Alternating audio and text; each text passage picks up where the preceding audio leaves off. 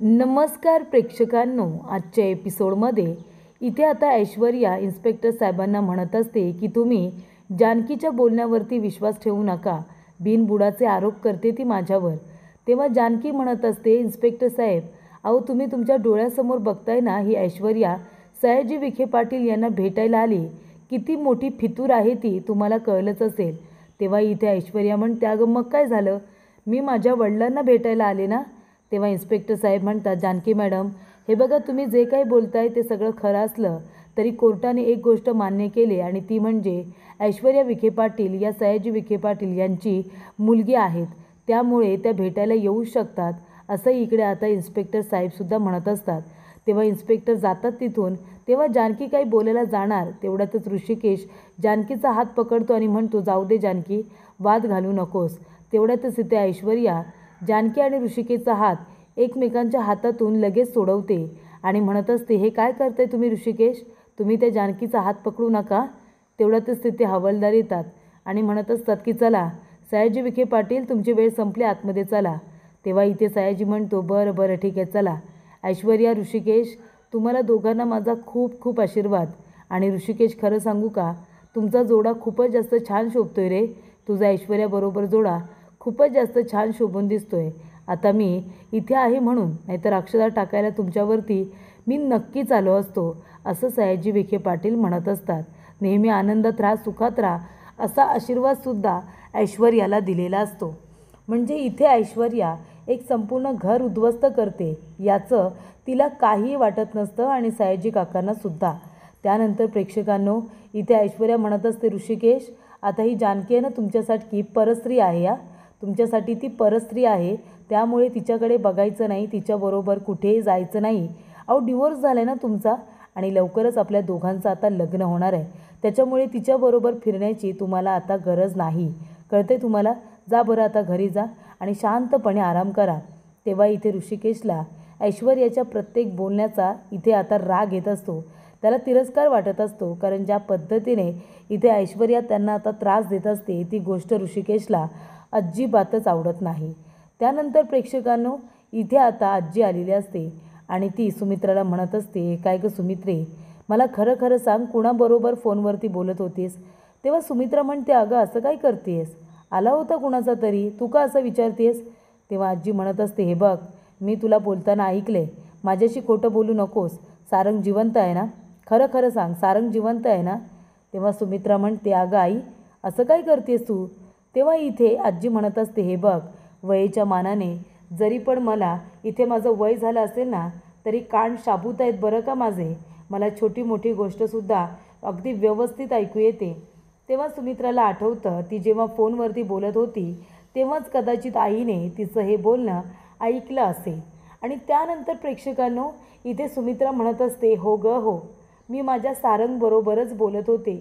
माझं सारंग आता या जगामध्ये नाही आहे ना, पण आता त्याची मला आठवण येते, तर मी काय करू, सगळ्यात गोंडस बाळ होतं ते माझं, त्याच्यामुळे मी आता त्याच्या आठवणीमध्ये फोनवरती बोलत असते, मी रडत असते. गाई काय करू, म्हणजे सारंग माझा सगळ्यात लहान मुलगा होता म्हणून मी बोलत असते ग.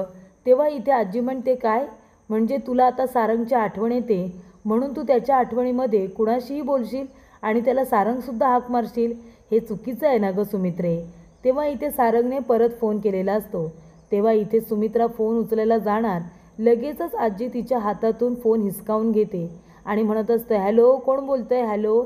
पण इथे प्रेक्षकांनो, सारंगने आता आजीचा आवाज ऐकलेला असतो आणि सारंग काहीच बोलत नाही, तो गप्प बसलेला असतो. तेव्हा इथे आजी म्हणत असते, कोण बोलतं आहे, बोला ना, तुम्हाला जर बोलायचं नसतं तर फोन कशाला करता रे तुम्ही, काय गरज आहे तुम्हाला फोन करायची? तेव्हा प्रेक्षकांनो, सारंगला कळलेलं असतं की कदाचित आजीला संशय आला असेल, आजीला संशय आला आहे आणि म्हणूनच तिने इथे माझा फोन उचलला, असं इथे सारंगला वाटतं. त्यानंतर प्रेक्षकांनो, इथे आजीसुद्धा आता रडायचं लगेच नाटक करते. ती म्हणत असते, माझा सारंग कुठे असेल, माझा सारंग. तेव्हा सुमित्रा म्हणते, आई अगं तू रडतेस का? तेव्हा आजी म्हणत असते, अगं पण आता त्याच्या आठवणीमध्ये किती रडत कुडत बसणार आहेस, आपण ह्या घरातल्या मोठ्या आहोत, आपल्याला आपलं घर सावरायला नको का, त्याच्यामुळे रडत कुडत बसायचं नाही. तुला जर काही वाटत असेल ना सुमित्रा, तर तू माझ्याशी बोल ना, माझ्याशी डिस्कस कर, हे बघ, मनामध्ये साठवून ठेवू नकोस आणि स्वतःला त्रास तर अजिबातच करून घेऊ नकोस हा. तुला जर काही वाटलं, कसला त्रास झाला तर सरळ आईजवळ बोलायचं, लपवून ठेवायचं नाही, कळलं ना? आणि हे बघ बाळा, कुणाजवळही सारंग म्हणून बोलू नको अगं, कुणाचेही फोन असतात, माहिती आहे ना तुला? तेव्हा सुमित्रा म्हणते, हो माहिती आहे. तेव्हा सुमित्रा म्हणत असते, बरं झालं मी वेळ मारून नेली. जर ही गोष्ट आईला कळली असती की सारंग जिवंत आहे तर तिने लगेचच जाऊन ऐश्वर्याला सांगितलं असतं आणि सगळ्या प्लॅनची वाट लागली असती. त्यानंतर प्रेक्षकांनो, इथे इन्स्पेक्टर पवार म्हणत असतात की ते ऐश्वर्या खूपच जास्त हुशार आहे. सगळ्या गोष्टी तिने अशा जुळून आणल्यात ना की आपल्याला काहीच करता येत नाही आहे. पण आता लवकरात लवकर तिच्याकडून काही करून आपल्याला तो ॲड्रेस म्हणजे लताबाईंचा पत्ता शोधूनच काढायचा आहे. आणि हे बघा ऋषिकेश, ते आमचं कुणाचं ऐकणार नाही, पण तुम्ही तिच्याबरोबर असाल. तुम्ही तिच्यावरती बारीक लक्ष ठेवून राहा आणि तिच्याकडून तुम्ही लताबाईंचा ॲड्रेस मिळवण्याचा सुद्धा प्रयत्न करत राहा. त्यानंतर प्रेक्षकांनो, इथे आता जानकी इन्स्पेक्टर साहेबांना म्हणत असते की हे बघा, तुम्ही तुमचा शोध सुरू ठेवा, आमचीसुद्धा ऐश्वर्यावरती नजर आहे. पण त्या ऐश्वर्याचा आणि त्या मास्कमॅनचा काय संबंध आहे मला खरंच काही कळत नाही आहे. तेव्हा इथे ऋषिकेश म्हणत असतो, हो ना, म्हणजे आज जर माझा अपघात झाला नसता ना तर जवळजवळ त्या माणसाला मी पकडलंच होतं. तेव्हाच आपल्याला कळलं असतं की तो माणूस नक्की आहे तरी कोण. म्हणजे इथे जानकी म्हणते की सारंग भाऊजींनी सुद्धा त्या माणसाला बघितलं. सारंग भाऊजींनी सुद्धा सांगितलं की तो माणूस आमच्या घराच्या बाहेर येऊन थांबत असतो म्हणून, आणि तोच माणूस मला आमच्या खिडकीमध्ये दिसला. तो एका विचित्र पद्धतीने आमच्याकडे बघत होता. तेव्हा ऋषिकेश त्याला पकडायला त्याच्या मागे गेले होते. तो माणूस नक्की कोण आहे मला सुद्धा माहिती नाही आहे, असं जानकी म्हणते. तेव्हा प्रेक्षकांनो, इथे इन्स्पेक्टर साहेब म्हणत असतो, काळजी करू नका, आपण इथे आता एका गोष्टीवरती फोकस केलं पाहिजे आणि ते म्हणजे लवकरात लवकर लताबाईंचा शोध घेतला पाहिजे. लताबाई कुठे आहेत ना हे शोधून काढलं पाहिजे. तेव्हा इकडे ऋषिकेश म्हणत असतो, पण मागच्या वेळेला तुम्ही दोघेजणं ज्या लोकेशनवरती गेला होतात तिथे तर तुम्हाला लताबाई सापडलीच नाही ना? तेव्हा प्रेक्षकांनो, इथे आता इन्स्पेक्टर साहेब म्हणतात, नाही ना, आम्ही तिथेसुद्धा खूप शोध घेण्याचा प्रयत्न केला, पण तिथेसुद्धा आम्हाला लताबाईंचा काहीही पत्ता सापडलेला नाही आहे. त्यानंतर प्रेक्षकांनो, इथे आता इन्स्पेक्टर साहेब म्हणत असतात, पण तुम्ही काळजी करू नका, काळजी करू नका, लवकरात लवकर मी इथे लताबाईंना शोधून काढेन, असं इकडे इन्स्पेक्टर साहेबांचं म्हणणं असतं. त्यानंतर प्रेक्षकांनो, इथे आता जानकी तयार होत असते. मेहंदीचा कार्यक्रम असल्यामुळे ती छान आता नटत असते. तेव्हा इथे आता माया जानकीचा स्केच तयार करायला बसलेली असते. तेव्हा इथे लता सांगत असते आपल्या मुलीचं वर्णन. लता म्हणत असते की माया, अगं माझी मुलगी आहे ना जानकी, खूपच जास्त गोड आहे गं, खूपच जास्त गोड. तेव्हा माया म्हणत असते की मावशी, अहो असं काय करताय, आता तुमची मुलगी गोड आहे, ते मी इथे आता चित्रामध्ये त्या गोडाचं वर्णन कसं करू? तेव्हा इथे मला काहीतरी सांगा की ती कशी आहे, तिचं नाक कसं आहे, तिचा चेहरा कसा आहे ते तरी सांगा. तेव्हा इथे लता आता हसायला लागते.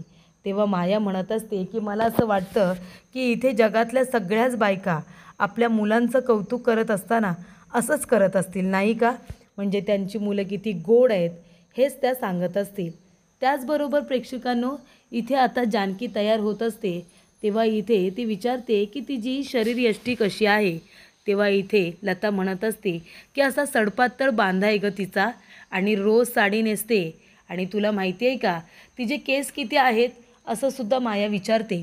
तेव्हा इकडे लता म्हणत असते की तिचे केस कमरे इतके आहेत, पण ती लांब ठेवत नाही या, ती नेहमी आंबाडा घालत असते आणि इथे केसांमध्ये नेहमी गजरासुद्धा माळते आणि घरातल्या सर्व लोकांची अगदी व्यवस्थित काळजी घेते, असं इकडे आता लता मायाला सांगत असते.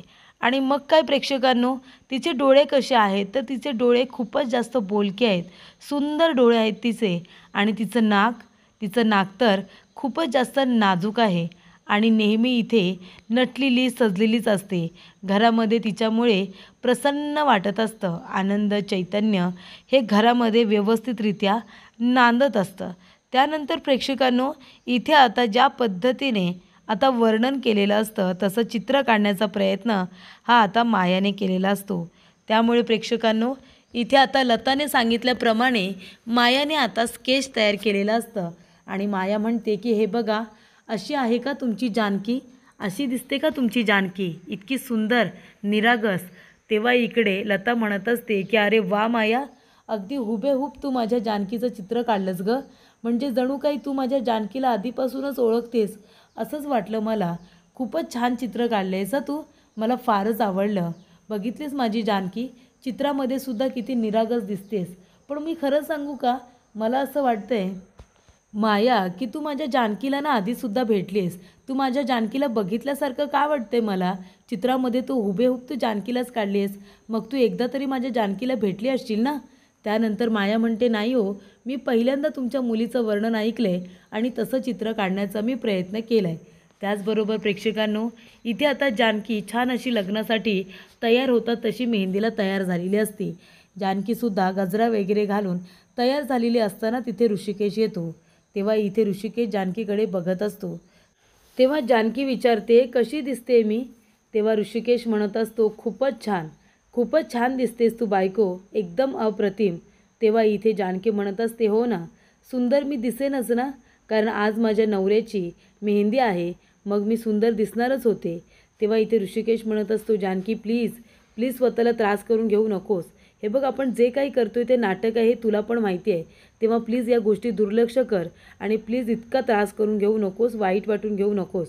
त्यानंतर प्रेक्षकांनो, इथे आता ऐश्वर्या तिथे आलेली असते. त्याच्या आधी इथे आता ऋषिकेश जानकीला म्हणत असतो हे बघ काही झालं ना तरीसुद्धा आपण हे नाटक करतोय त्या ऐश्वर्याला धडा शिकवण्यासाठी, प्लीज तू लक्षात ठेव हे सगळं. तेव्हा इकडे ऐश्वर्या म्हणत असते काय, कुणाला धडा शिकवताय, काय चाललंय नेमकं, काही सांगाल का. तेव्हा इकडे आता ऐश्वर्या म्हणत असते आणि हे काय ऋषिकेश, मी तुम्हाला काय सांगितलं होतं, काहीही झालं तरीसुद्धा ह्या जानकीच्या रूममध्ये यायचं नाही, सांगितलं होतं की नाही. हे बघा आता तुमचा डिवोर्स झाला आहे, ही तुमच्यासाठी आता म्हणजे तुमची बायको नाही आहे, एक परस्त्री आहे. त्याच्यामुळे तिच्याकडे तुम्ही आता वाकड्या नजरेने बघू शकत नाही तुमच्या होणाऱ्या बायकोसमोर. तेव्हा प्रेक्षकांनो, इथे आता ऐश्वर्या म्हणते ऋषिकेश हे बघा मी तुम्हाला शेवटचं सांगते, आता मी तुमची होणारी बायको आहे, त्यामुळे तुम्ही या रूममध्ये राहायचं नाही. तुम्ही तुमची दुसरी रूम बघा आणि तुम्ही तिथे राहायचं आणि आपलं लग्न झाल्यानंतर आपण एका रूममध्ये राहू, पण तोपर्यंत ह्या जानकीबरोबर या रूममध्ये राहायचं नाही. तेव्हा इथे ऋषिकेश म्हणतो आणि मी जर तुझी ही अट नाही मान्य केली तर काय करशील तू. तेव्हा ऐश्वर्या म्हणते ऋषिकेश तुम्हालासुद्धा चांगलंच माहिती आहे मी काय काय करू शकते ते, प्लीज तुम्ही माझी ताकद इथे आजमावू नका. तेव्हा जेवढं सांगितलं आहे ना तेवढंच करायचं, ह्या जानकीपासून लांब राहायचं. ही तुमची रूम नाही आहे, ही आता जानकीची एकटीची रूम आहे आणि तुमच्यासाठी दुसरी रूम असणार आहे, कळलं ना. मी तुमची रूम छान अशी सजवून ठेवली, पण आता तुम्हाला इथे यायची काडी मात्रसुद्धा गरज नाही आहे, असं इथे ऐश्वर्या म्हणते. तेव्हा ऋषिकेश म्हणत असतो ऐश्वर्या तुला काय वाटलं तुझं सगळं म्हणणं ऐकेन मी, अजिबात नाही, कळलं ना. काही झालं ना तरीसुद्धा सगळ्या गोष्टी तुझ्या मी ऐकणार नाहीच आहे. तेव्हा इथे ऐश्वर्या म्हणत असते तुम्हाला ऐकाव्या लागतील ऋषिकेश, तुम्हाला ऐकाव्या लागतील. तुम्हाला इथे जानकीची आई जिवंत हवी आहे की नको, सांगा ना, जिवंत हवी आहे की नको. तेव्हा इथे ऋषिकेश आता गप्पच बसतो. हे सगळं तो जे काही सहन करतोय ना ते सगळं फक्त आणि फक्त जानकीच्या आईसाठी ऋषिकेश करत असतो. ऐश्वर्याचा मूर्खपणा ऐकून घेत असतो. ऐश्वर्या म्हणते बघा आता, म्हणजे आता मेहंदीचा कार्यक्रम तर आहे, तुम्हाला आता खाली यायचं आहे, चला बरं चला लवकर खाली चला. ए जानकी तू पण चल गं बाई खाली चल, कामं खूप उरलेत ती कामंसुद्धा करून घे चल. तेव्हा प्रेक्षकांनो, इथे आता जानकीचा नाईलाज होतो, ती जाते आणि बेडवरती शांतपणे आता बसलेली असते. तेव्हा प्रेक्षकांनो ऐश्वर्या म्हणत असते ऋषिकेश अहो चला ना वेळेत तुम्ही पण, हे बघा तुम्ही विसरू नका आज आपली मेहंदी आहे, त्याच्यामुळे आज तुम्हाला माझ्याबरोबर बाहेर यावंच लागणार आहे. तेव्हा प्रेक्षकांनो इथे आता जानकी शांतपणे बसलेली असते. ऐश्वर्या म्हणत असते काय जानकी शांत बसलीस एकदम, आता तुला कळलं असेल ना की ऐश्वर्या काय काय करू शकते. आता तुझा नवरा लवकरच माझा नवरा होणार आहे, कळलं ना तुला. त्यानंतर प्रेक्षकांनो जानकीला खूपच जास्त राग येतो. तेव्हा इथे मेहंदीच्या कार्यक्रमामध्ये ऋषिकेश आलेला असतो. ऋषिकेश आल्यानंतर ऐश्वर्याच्या मैत्रिणी येतात आणि म्हणतात अहो जीजू कुठे आहात, कुठे तुम्ही, अहो आज तुमचं लग्न आहे, थोडा तरी तुमच्या चेहऱ्यावरती ग्लो दिसू द्या, चला चला आता मेहंदीसाठी बसा बरं, आम्ही मेहंदी काढतो तुम्हाला. तेव्हा ऋषिकेश म्हणत असतो नाही नाही एक मिनिट प्लीज, तुम्ही इथे आता मेहंदी वगैरे पाडू नका, मला मेहंदी नाही आवडत. ऐश्वर्या म्हणते ऋषिकेश असं कसं, अहो मेहंदीचा कार्यक्रम आहे ना आज, थोडी तरी मेहंदी काढलीच पाहिजे. तेव्हा ऐश्वर्या म्हणत असते, आणि एक मिनिट हा, तुम्ही सगळ्यांनी एक महत्त्वाची गोष्ट ऐका. मला इथे मेहंदी काढण्यासाठी आता पार्लरवाली नको आहे किंवा माझी मैत्रीण नको आहे, तर माझ्या हातावरती मेहंदी काढण्यासाठी एकच व्यक्ती पुढे येणार, आणि ती म्हणजे जानकी. जानकी माझं इथे ऑप्शनसुद्धा करेल आणि त्याचबरोबर मला घरामध्ये सुद्धा घेईल. त्यानंतर प्रेक्षकांनो, इथे आता ऐश्वर्या म्हणत असते, जानकी ये ना, अगं मेहंदी काढ मला. तेव्हा जानकी बघा ऋषिकेशकडेच बघत असते. तेव्हा इथे जानकीचा हात पकडून ऐश्वर्या तिला खाली बसवते आणि आपला हात पुढे करते आणि म्हणते, काढ माझ्या हातावरती मेहंदी काढ. आधी मेहंदी काढू नकोस हा, आधी ऋषिकेशचं नाव लिही माझ्या हातावरती. तेव्हा इथे जानकीला खूपच जास्त त्रास होत असतो, तिला वाईट वाटत असतं, पण तिचा नाईलाज असतो म्हणून ती आता ऋषिकेशचं नाव टाकायला जाणार. तेवढ्यातच तिथे नाना येतात. नाना म्हणत असतात की थांबा, हे सगळं करायची काय गरज आहे, काय चाललं आहे आपल्या घरामध्ये. तेव्हा प्रेक्षकांनो, इथे आता नाना म्हणत असतात, हे काय काय चाललं आहे, कुणी सांगाल का. तेव्हा इथे जानकी म्हणते, नाना मेहंदीचा कार्यक्रम सुरू आहे, तुम्ही प्लीज शांत व्हा ना. तेव्हा इथे नाना म्हणतात, मेहंदीचा कार्यक्रम सुरू आहे, कुणी ठेवायला सांगितलं आहे कार्यक्रम, काय चाललं आहे तुमचं, कुणाचं लग्न आहे. तेव्हा इथे प्रेक्षकांनो, आता आजी म्हणते, ऐश्वर्या आणि ऋषिकेश या दोघांचं लग्न आहे. तेव्हा इकडे आता नाना म्हणत असतात, काय ऐश्वर्याचं आणि ऋषिकेशचं लग्न, आणि ती ऐश्वर्या काय ऋषिकेश बरोबर लग्न करते की काय. आता त्या ऐश्वर्याला लाज वाटत नाही, तिला अक्कल नाही. तुम्हालासुद्धा घरातल्या थोरा मोठ्यांना अक्कल नाही आहे का. आणि काय गं जानकी, ज्या ऋषिकेशवरती तू जीव ओवाळून टाकतेस, त्या ऋषिकेशला एका अशा बाईच्या हवाली करताना तुलासुद्धा काहीच वाटलं नाही का. म्हणजे अगं, इथे विचार तरी करायला हवा होताच ना जरा. आणि इथे सुमित्रा, तुलासुद्धा हा निर्णय मान्य आहे का. म्हणजे तुम्हाला सगळ्यांनाच हा निर्णय मान्य आहे, तर पण का इथे आता जानकी आणि ऋषिकेशच्या संसाराचं काय. जानकीचा विचार का कोणीच केला नाही. सगळेजण आपल्या ऐश्वर्याचा विचार करत आहेत, कारण ती प्रेग्नंट आहे म्हणूनच ना. तेव्हा इथे सुमित्रा म्हणत असते, नाही हो, बरोबर बोलताय तुम्ही, म्हणजे आवड निवड बाजूला, पण इथे ऐश्वर्याला सुद्धा ऋषिकेश बरोबरच लग्न करायचं आहे. तेव्हा नाना म्हणतात, अरे ती मूर्ख आहे. पण तुम्ही दोघेजण मूर्ख आहात का काय जानकी, अगं तू मूर्ख आहेस का म्हणून ऋषिकेशचं लग्न त्या ऐश्वर्याबरोबर लावून देतेस. आणि कशावरून कशावरून हे लग्न अगदी व्यवस्थितरित्या पार पडेल मला नाही वाटत. आणि काय गं ऐश्वर्या, बेशरम कुठली, तुला लाज नाही वाटत का गं. म्हणजे इथे तुला आता सारंग जाऊन थोडेच दिवस झालेत आणि तुला दुसरं लग्न करायचं आहे, आणि ते सुद्धा ऋषिकेश बरोबर, जो तुझा मोठा धीर आहे त्याच्याबरोबरच तुला हे लग्न करायचं आहे का. काहीही झालं तरीसुद्धा हे लग्न मला मान्य नाही आहे, कळलं तुम्हाला, हे लग्न होणार नाही. आणि तेव्हा प्रेक्षकांनो, इथे आता नानांना खूपच जास्त राग आलेला असतो, पण तरीसुद्धा ते ऐश्वर्याबरोबर शांतपणेच बोलत असतात. ऐश्वर्या, आधी सौमित्रबरोबर लग्न नाही झालं, मग सारंगबरोबर केलंस, आणि आता सारंग नाही आहे तर तुला ऋषिकेश बरोबर, तुझ्या मोठ्या दिराबरोबरच तुला लग्न करायचं आहे, आणि जानकीचा भरलेला संसार तुला उद्ध्वस्त करायचा आहे. तुला काय वाटलं गं, एका जानकीचा संसार उद्ध्वस्त केलास तर तुला कोणी काहीच बोलणार नाही, बरोबर ना, बरोबर निष्ठून निघून जाशील असं वाटलं तुला. पण ऐश्वर्या, मी तुला अगदी बरोबर ओळखतो, कळलं का. मला माहिती आहे तुझ्या या शातीर डोक्यामध्ये अजून नक्कीच काहीतरी प्लॅन सुरू असेल. काही झालं ना तरीसुद्धा हे लग्न मला मान्य नाही, हे लग्न होणार नाही, कळलं का. त्यानंतर प्रेक्षकांना पुढील भागामध्ये ऐश्वर्या चिडलेली असते. ऐश्वर्या म्हणते, काही झालं ना तरीसुद्धा मी हे लग्न करणारच, हे लग्न करायचंच तुम्ही ऋषिकेश, अजिबात मोडायचं नाही. जर तुम्ही लग्नाला नकार दिलात ना तर तिकडे जानकीची आई लताबाई जिवंत राहणार नाही आहे, मी आत्ताच सांगते. तेव्हा प्रेक्षकांनो, ऋषिकेश म्हणत असतो, अच्छा, म्हणजे आम्ही तुझ्यावरती विश्वास ठेवायचा की लग्न झाल्यानंतर तू लताबाईंना इथे सोडवशील म्हणून, असं खरं बोलतेस का तू. तेव्हा प्रेक्षकांनो, इथे ऐश्वर्या म्हणत असते, मी खरंच बोलते, मी सगळ्या गोष्टी खरं बोलत असते, कळते ना तुम्हाला. जर तुम्ही सत्य सांगण्याचा प्रयत्न केलात आणि हे लग्न केलं नाहीत ना तर मात्र त्या लताचं काही खरं नाही आहे, जाऊन सांगा तुमच्या बापाला. तेव्हा ऋषिकेश म्हणतो, ऐश्वर्या तोंड सांभाळून बोल. ऐश्वर्या म्हणते, जाऊन सांगा तुमच्या म्हाताऱ्या बापाला, काही झालं तरी हे लग्न व्हायलाच पाहिजे. तेव्हा इथे जानकी म्हणते, नाही ऋषिकेश, नाना नाही ऐकणार, आपण एक काम करूया का, हे नाटक आत्ताच्या आता इथे थांबूया. तेव्हा ऋषिकेश म्हणतो, नाही जानकी, आपण नाटक नाही थांबू शकत. अगं जर हे लग्न नाही झालं ना तर त्या ऐश्वर्याने धमकी दिली की ती तुझ्या आईच्या जीवाचं काहीतरी बरं वाईट करेल म्हणून, मग आता मी पुढे काय बोलणार होतो. तेव्हा प्रेक्षकांनो, नाना इथे अत्यंत चिडलेले असतात, त्यामुळे इथे आता नानांना समजवलं पाहिजे. तेव्हा ऋषिकेश आणि जानकी दोघेजण नानांजवळ बोलायला आलेले असतात. त्यामुळे प्रेक्षकांनो, इथे आता नानाचा राग कमी करण्यासाठी जानकी प्रयत्न करत असते आणि म्हणूनच इथे नानांनी सुद्धा जानकीला या लग्नाची आता परवानगी दिलेली असते. त्यामुळे प्रेक्षकांनो, इथे आता जानकीला खूपच जास्त आनंद होतो. तर इथे जानकी आणि ऋषिकेश दोघेजण मेहंदीच्या कार्यक्रमासाठी आता बाहेर येणारच असतात. पण त्याच्या आधी इथे नानासाहेबांजवळ बोलणं खूपच जास्त महत्त्वाचं त्या दोघांसाठीही झालेलं असतं.